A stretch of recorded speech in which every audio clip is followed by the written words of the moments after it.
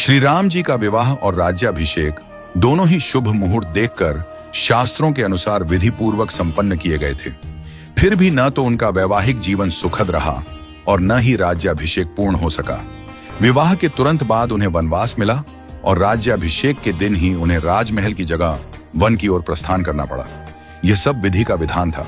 जब इस दुखद परिस्थिति का कारण पूछा गया तो महर्षि वशिष्ठ जी ने कहा, सुनहु भरत, भावी प्रबल बिलखी कहे मुनिनाथ, हानि लाभ जीवन मरण यश अपयश विधि हाथ।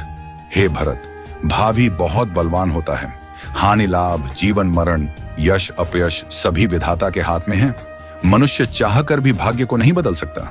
श्री राम जो धर्म के मूर्तिमान स्वरूप हैं, जिनके जीवन का प्रत्येक क्षण मर्यादा और सत्य की मिसाल है, वे भी अपने भाग्य को नहीं टाल सके। उन्हें वनवास मिला, पत्नी सीता को खोना पड़ा और अंत में उन्होंने स्वयं सरयू में जल समाधि लेकर अपनी लीला का समापन किया।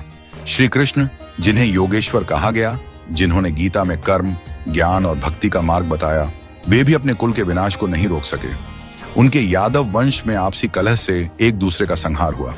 महादेव शिव जो महामृत्युंजय के अधिष्ठाता हैं, वे भी अपनी प्रिया सती की मृत्यु को नहीं रोक सके। त्रिकालदर्शी होकर भी वे विधि के विधान को नहीं बदल सके। रामकृष्ण परमहंस जिन्हें दिव्य सिद्धियां प्राप्त थीं और जिन्होंने हजारों लोगों को ईश्वर का मार्ग दिखाया, वे भी कैंसर जैसी बीमारी को नहीं रोक सके। उन्होंने कहा था, यह शरीर नश्वर है, आत्मा ही अमर है।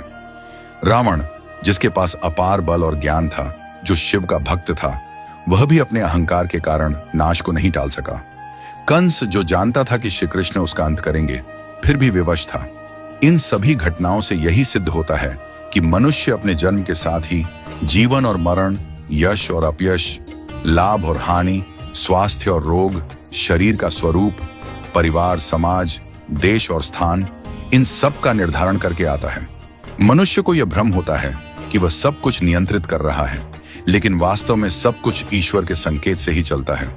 इसीलिए साधक को चाहिए कि वह मन, वचन और कर्म से सहज, सरल और सदाचारी बना रहे, सदैव प्रभु का स्मरण करता रहे और अपने कर्तव्यों को श्रद्धा और निष्ठा से निभाए।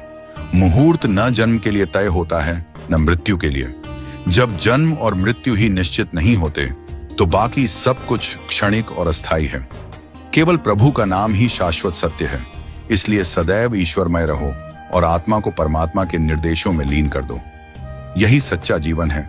नियति को स्वीकार करना और प्रभु में समर्पित रहना।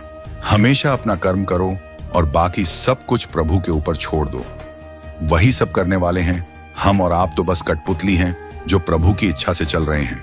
तो जैसा प्रभु को चलाना है वैसे ही चलते रहो और जैसा प्रभु को करना उसको होने दो।